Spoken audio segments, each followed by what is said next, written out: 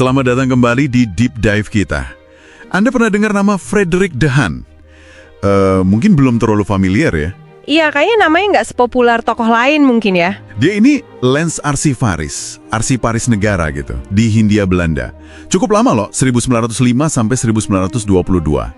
Nah, sumber kita kali ini, sebuah artikel, itu mengupas sisi menarik dia.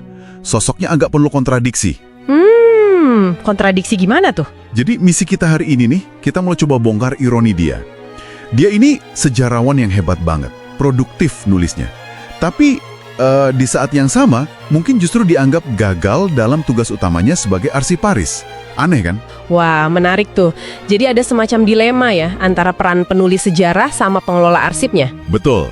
Dan kita mau lihat gimana warisannya terbentuk dari tegangan ini. Dan kita lah ya, De Haan ini ada di tengah-tengahnya, mengelola sumber informasi yang super vital ini. Pasti tekanannya besar. Oke. Biar nggak bingung, kita kenalan dulu deh sama sosoknya. Siapa sih Frederick De Haan ini? Latar belakangnya unik.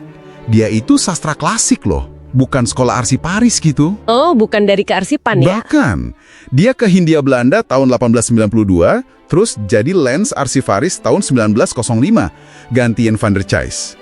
Kualifikasinya, yaitu, jago banget baca dokumen-dokumen kuno zaman VOC. Itu dianggap cukup kayaknya waktu itu. Nah, ini dia nih yang menarik. Ada perbedaan filosofi tugas yang penting banget. Kalau di Belanda sana, arsiparis itu ya tugasnya support sejarawan, membantu riset mereka. Oke, jadi pelayan gitu ya istilahnya. Oh, iya bisa dibilang gitu.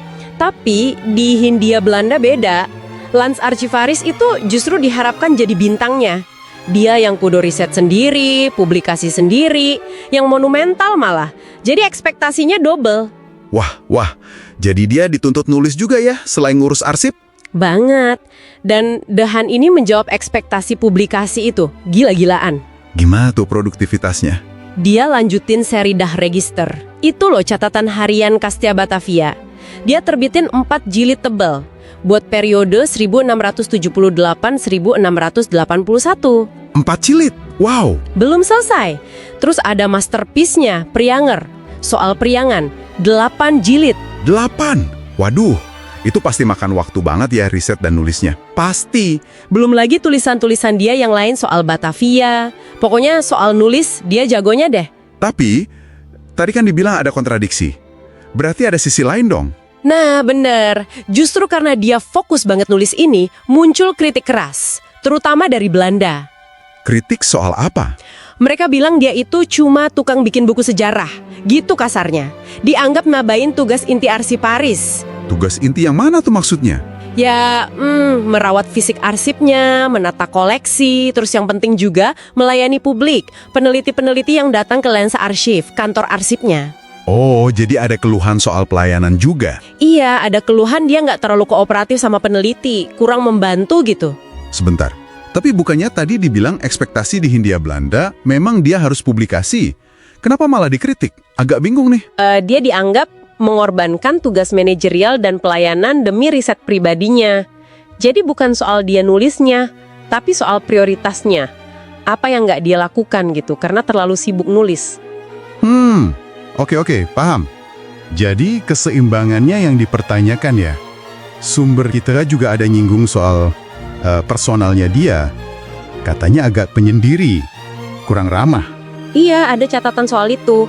Dan disebut juga dia punya masalah pendengaran. Mungkin, sekali lagi mungkin ya, ini ikut memperburuk citranya di mata peneliti yang butuh bantuan dia. Kan komunikasi jadi susah. Oke, jadi ada faktor personal juga yang mungkin berperan ya. Tapi, ada plot twist nih kayaknya. Di sisi lain, katanya dia justru melakukan pekerjaan kearsipan yang penting banget. Apa tuh? Nah, ini dia sisi yang sering dilupakan orang. Ternyata De Haan itu membereskan koleksi peta warisan Van der Cys. Koleksi peta? Iya, peta-peta kuno dari abad 17 sampai 19. Yang waktu diwariskan ke dia itu kondisinya, wah, kacau balau banget. Oh, wow. Membereskan peta itu kan kerjaan arsiparis banget ya? Justru itu. Ini kontribusi kearsipan dia yang sangat konkret. Dia bikin inventaris peta yang detail banget. Terus dia tata berdasarkan ukuran biar gampang dicari lagi. Canggih loh pemikirannya. Jadi lebih sistematis ya? Betul. Dia bahkan ninggalin catatan prosedur kerjanya buat penggantinya nanti. Biar sistemnya bisa lanjut.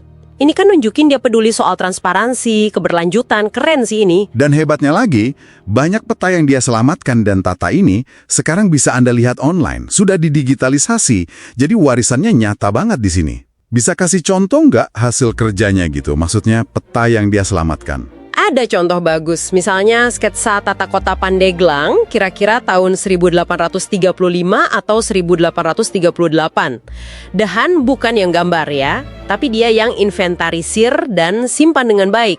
Oke, terus apa yang kelihatan dari sketsa itu? Dari situ Anda bisa lihat jelas tata ruang kolonial. Lokasi gudang kopi, Kofik Pahwisen, itu dekat banget sama rumah inspektur, kontrolir Swoning. Terus ada benteng militer, ada pos jaganya, Wachthuis, di jalan utama. Jadi kelihatan ya kontrol ekonomi dan militernya lewat tata ruang kotanya itu. Persis, visualisasi yang kuat banget. Itu salah satu hasil dari kerja diam-diam Dehan menata peta. Akhirnya, Dehan ini pensiun tahun 1922, pas lagi cuti di Belanda. Usianya 60 tahun. Ada juga yang bilang mungkin karena kondisi fisiknya juga. Kan dari awal disebut-sebut dia agak kurang cocok sama iklim tropis Hindia Belanda. Oke, jadi kalau kita tarik kesimpulan nih, warisan Dehan ini gimana jadinya? Kompleks ya? Iya, kompleks banget di satu sisi. Anda punya karya tulis dia yang monumental. Prenyer dah register itu jadi rujukan penting sampai sekarang. Nggak bisa dibantah itu. Tapi di sisi lain? Ya itu tadi, ada noda lah ya dalam reputasinya sebagai arsiparis. Dianggap ngabaikan tugas manajerial pelayanan publik. Kecuali untuk bidang penataan koleksi peta yang ternyata dia kerjakan dengan sangat baik. Ironis kan? Iya ya. Jadi yang dikritik itu kerjaan tulisnya, padahal dia juga kerja kearsipan di bidang peta itu. Dan yang fascinatif kan justru pekerjaan dia yang tersembunyi, nata peta itu, yang mungkin dulu dianggap nyita waktu dia dari tugas lain, sekarang malah jadi salah satu warisannya yang paling mudah diakses dan berguna buat kita semua di era digital ini. Anda bisa lihat peta-peta itu online. Iya juga ya. Benar-benar warisan yang tak terduga dari sisi itu. Nah, ini nih mungkin jadi bahan renungan buat Anda yang dengerin. Kalau kita ngomongin soal menjaga warisan sejarah, mana sih yang sebenarnya lebih bernilai dalam jangka panjang? Apakah fokus ke publikasi biar dikenal luas, biar banyak yang tahu, walaupun mungkin ada aspek lain kayak pelestarian fisik atau layanan yang agak terkorban? Atau sebaliknya, fokus ke perawatan fisik, penataan yang rapi, tapi mungkin kurang dikenal orang banyak. Dan gimana gak kita cari keseimbangan yang pas di zaman sekarang? Informasi kan melimpah banget nih, tapi kedalaman seringkali jadi kurang. Itu pertanyaan menarik sih buat dipikirkan.